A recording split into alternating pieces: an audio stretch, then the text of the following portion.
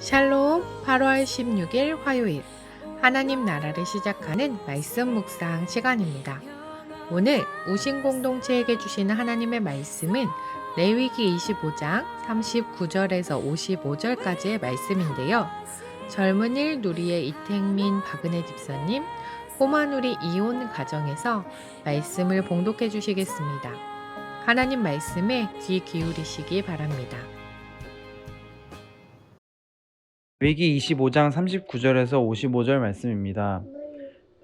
너와 함께 있는 내 형제가 가난하게 되어 내게 몸이 팔리거든 너는 그를 종으로 부리지 말고 품꾼이나 동거인과 같이 함께 있게 하여 희년까지 너를 섬기게 하라.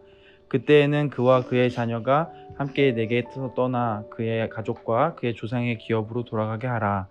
그들은 내가 애굽 땅에서 인도하여 낸 내 종들이니 종으로 팔지 말 것이라. 너는 그를 엄하게 부리지 말고 내 하나님을 경외하라. 내 종은 남녀를 막론하고 내 사방 이방인 중에서 취할지니 남녀 종은 이런 자 중에서 사올 것이며 또 너희 중에 거류하는 동거인들의 자녀 중에서도 너희가 사올 수 있고 또 그들이 너희와 함께 있어서 너희 땅에서 가정을 이룬 자들 중에서도 그리할 수 있은즉 그들이 너희의 소유가 될지니라. 너희는 그들을 너희 후손에게 기업으로 주어 소유가 되게 할 것이라.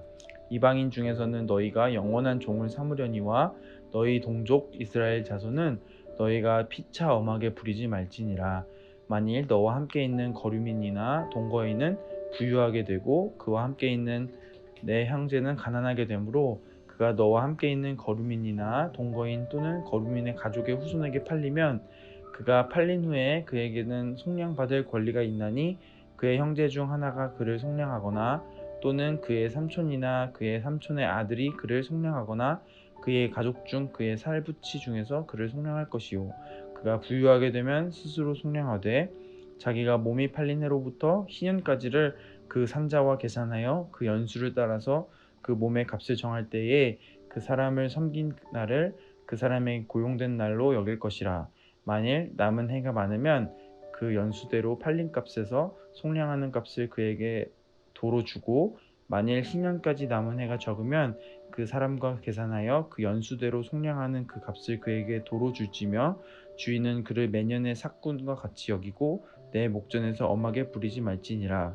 그가 이같이 속량되지 못하면 희년에 이르러는 그와 그의 자녀가 자유하리니 이스라엘 자손은 나의 종들이 됨이라. 그들은 내가 애굽 땅에서 인도하여 낸 내 종이요 나는 너희의 하나님 여호와이니라. 아멘. 금수저, 은수저, 동수저, 흙수저 들어보신 적이 있으실 텐데요. 부모로부터 물려받은 부가 사회의 계급을 결정한다는 자조적인 표현의 신조어라고 수저 계급론에 대해서 정의되어 있습니다. 개천에서 용난다라는 말도 이제는 더 이상 옛말에 불과하며 요즘은 어려운 말이라고들 많이 이야기합니다. 그만큼 가지고 있는 자는 더 많이 가지게 되고 없는 사람은 기회조차 주어지지 않는 요즘 사회의 모습을 보여주는 말일 것입니다. 그런데 오늘 말씀에서는 이것과 너무나 상반되는 이상적인 단어가 등장합니다. 바로 희년인데요.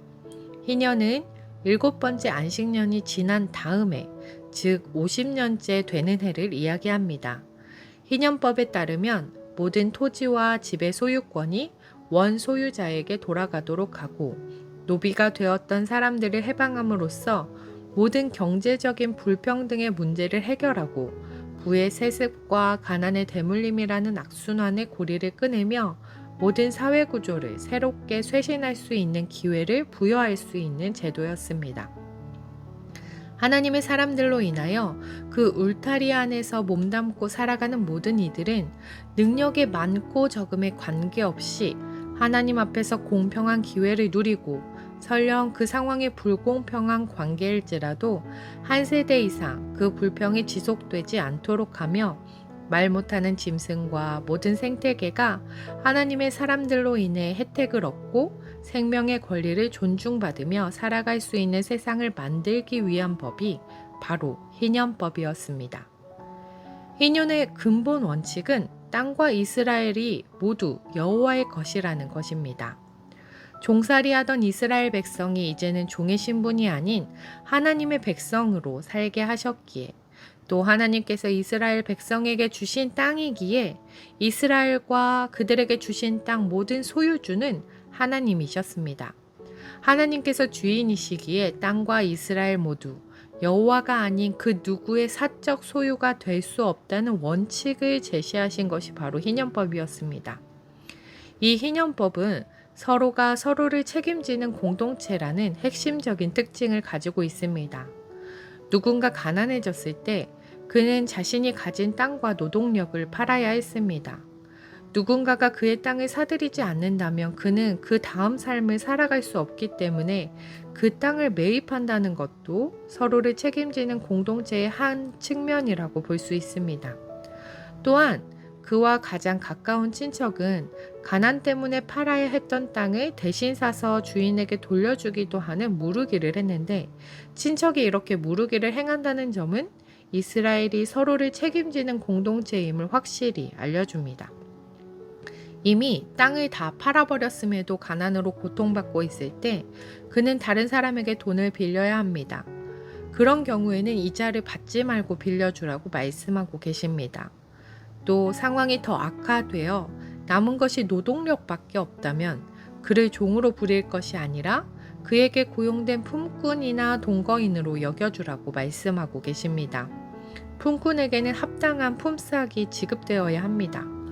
어려움에 빠진 이를 품꾼으로 고용하는 것도 서로를 향한 배려의 차원에서 이해할 수 있습니다.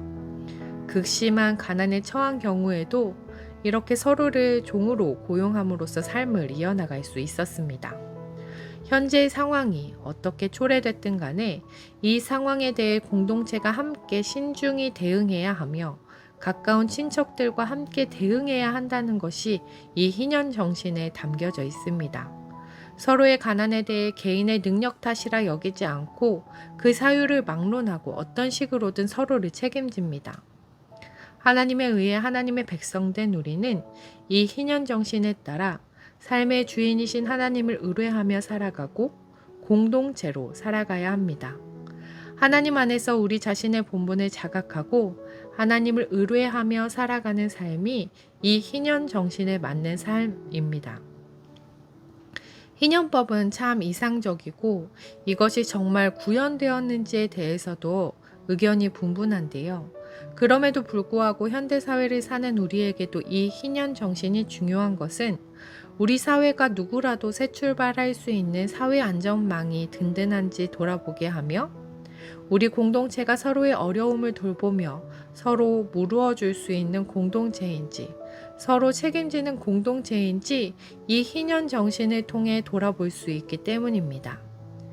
희년 정신을 기억하며 우리의 일상을 살아갈 때 우리는 하나님께서 기뻐하시는 삶을 살아갈 수 있으며 하나님의 백성으로서 하나님을 의뢰하는 삶을 살아갈 수 있을 것입니다.